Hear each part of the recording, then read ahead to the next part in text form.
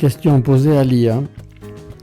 J'aimerais savoir quelle est la différence d'élaboration entre le vin rosé, que l'on trouve quasiment dans tous les terroirs de France, et le vin clairé que l'on trouve en Bordelais et principalement à Quinsac, vin qui était, je crois savoir, très apprécié des Anglais.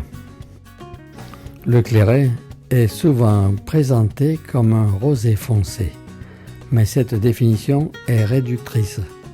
En réalité, il s'agit d'un vin élaboré selon une méthode intermédiaire entre le rosé et le rouge, avec une histoire très ancienne qui lui confère une identité propre.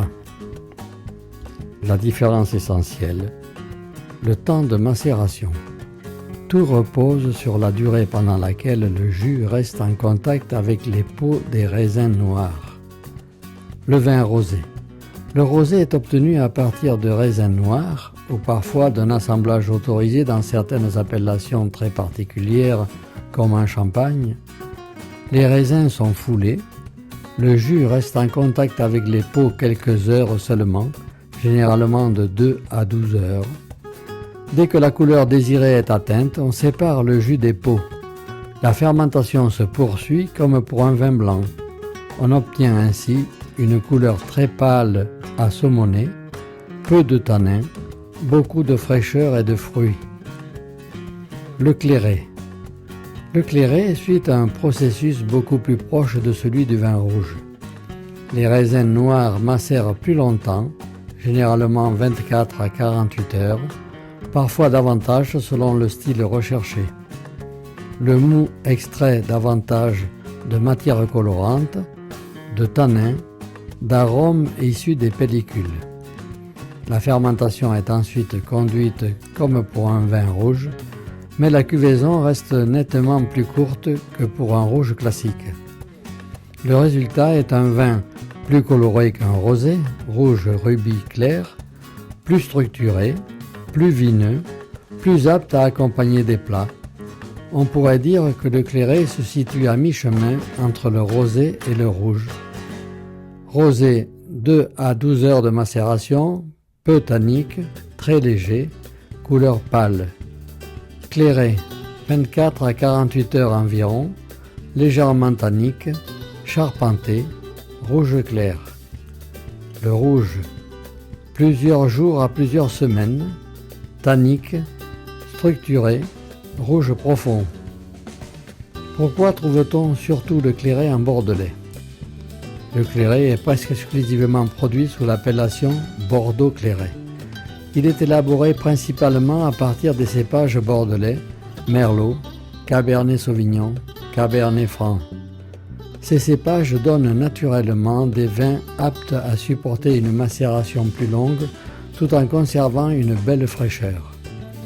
Le rôle particulier de Quinsac.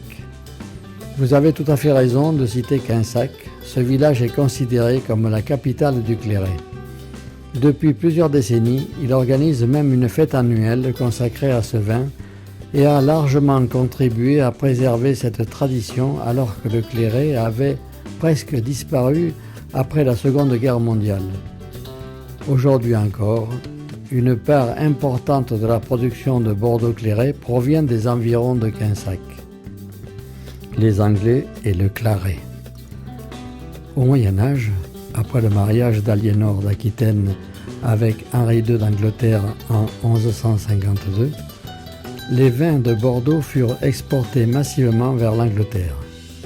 À cette époque, les techniques de vinification étaient différentes de celles d'aujourd'hui. Les vins rouges étaient beaucoup moins extraits, donc plus clairs en couleur qu'actuellement. Les Anglais les appelèrent clarets, dérivé du latin clarus, clair. Il est intéressant de noter que le claret médiéval ressemblait probablement davantage à un clairet actuel qu'à un Bordeaux rouge moderne.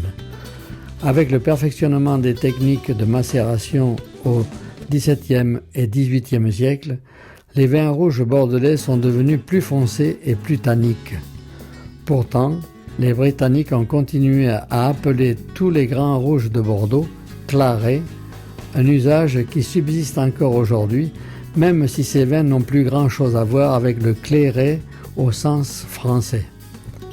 En résumé, le rosé est obtenu par une macération très courte, visant avant tout la fraîcheur, tandis que le clairet bénéficie d'une macération plus longue, qui lui apporte davantage de couleur, de matière et de tanin.